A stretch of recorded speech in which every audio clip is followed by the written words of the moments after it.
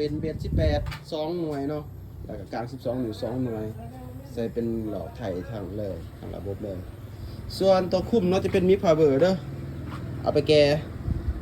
2x2เนาะเซิร์ฟไปก่อนอนาคตลูกค้าว่ามีเงินเดี๋ยวจึงเพิ่มเป็นสุดแอมส่วนการใช้งานเนาะด้านหลังก็จะเป็นสเปคอนให้เนาะมี2หูเนาะหูเบื้อง R เขาจะดินเบส2หน่วยส่วน L เขาจะดินเสียงกลาง2หน่วยเนาะเดี๋ยวจะแยกสีให้ลูกค้าด้วยสีฟ้าเบื้อง R เนาะมันจะเขียนเบื้อง R กับ L R ก็คือกัวเนาะสีฟ้าเอามาเข้าตู้เบสหน่อยนึงแล้วลูกค้าเด้อมาซุปคันนี้สีฟ้านี่ซุปคันนี้เด้อในการใช้งานก็มันปลดจังซี่นี่สิเด้อนี่แล้วก็อีกคู่นึงมันมีเสียนนึงเนาะเขาจะแถมแบบนี้2เสียนจะมีสีแดงกับสีฟ้าส่วนสีฟ้าจะมาซุปคู่นี้อีกคู่นึงลายมาหาตู้เบสคู่นึงเด้อส่วนเสียงกลางเฮ็ดคือกันเด้อลูกค้าเด้อเดี๋ยวจะมีสีแดงซุปเบื้อง L อันนี้มันจะเขียน L ก็คือเบื้องซ้ายเนาะคันนี้ซุปแล้วก็มาเข้าตู้เสียงกลางหน่อยนึงคือกันอีกเฮ็ดแบบลักษณะเดียวกันกับคือตู้เบสซุปเขาคู่นึงแล้วก็ซ้ายที่แถมไปอีกสีแดงซุปเขาจะคู่กลางหน่อยนึงมาเข้าอีกกลางหน่อยนึงเด้อลูกค้าเด้ออันนี้เบื้องด้านหลังแล้วตามนี้เด้อ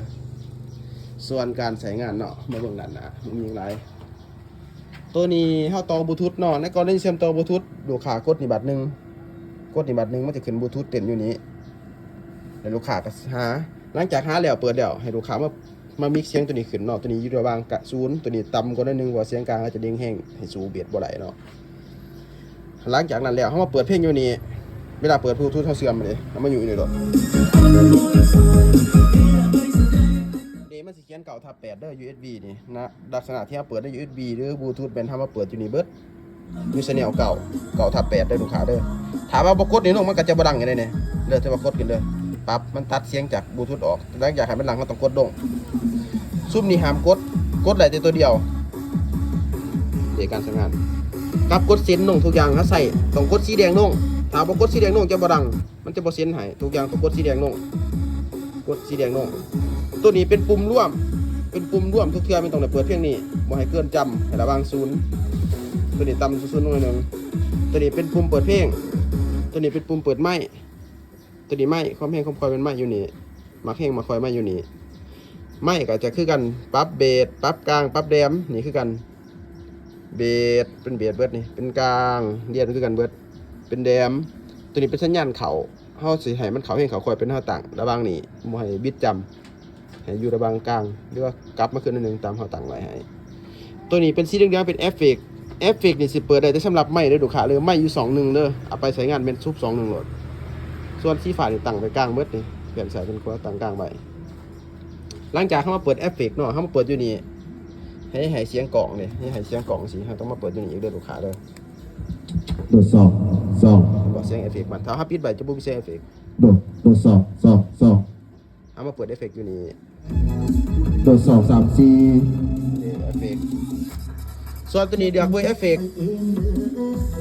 เบอร์5เนาะแต่พอตอนนี้เขาใส่เบอร์5จะมากเบอร์4จะก็หัวบีทหาเบอร์4อันนี้มันจะเต้นมันจะถามว่าเอาเบอร์ใดหลังจากมากเบอร์4จะคมลงแบบโหลดจะได้ตัวนี้เปิดไว้เอฟเฟกต์มันเปิดอยู่นี่ทุกที่เราต้องกดปุ่มสีแดงน้องเริ่มจึงดังเด้อสีฟ้าให้กดขึ้นบ่ให้กดลงตัวนี้เปิดเอฟเฟกต์ตัวนี้มันเป็นออกเข้าบริษัทบอกกรุ๊ปบอกยังตัวนี้เป็นบอลไปเพลงในกรณีเขาคมลงนี่เนาะมันจะยุดเพลงเฮาถ้าเขาคมอีกวันนึงมันจะเปิดเพลงเฮาตัวนี้บีทนี่มันจะไปเพลงให้เฮาทัดต่อไปนี่ใน YouTube เป็นบ่ขอบีทเด้ออันนี้จะไปเพลงกันเลยบ่ขอบีทเด้ออันนี้ไปเพลงให้บีทกลับขึ้นเป็นกลับเพลงขึ้นคันคมลงมันหยุดเพลงการใช้งานมันยังหลายเนาะมาแข่งมาคอยมันเองอยู่นี่ส่วนตัวนี้บ่ให้วุดหลายเด้อบ่ให้วุดเกิน6เลยดูขาเลยวุด6เสียงพาวโหลดแรมนี่ก็บ่ให้น้อยนึงเอาขึ้นนิดนึงให้บ่เอาขึ้นบ่เกิน6นี่ขึ้นนิดนึงเบสก็บ่ให้บิดจำให้บิดซ้ำนี่น้อยนึงเอาน้อยนึงเสียงมันจะออกเอง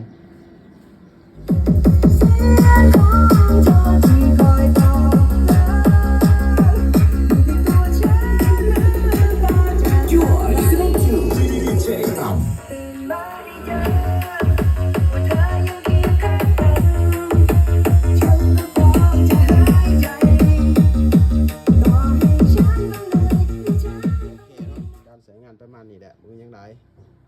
บอกขอใจจะได้ให้กับโทรให้กันตื่นเลย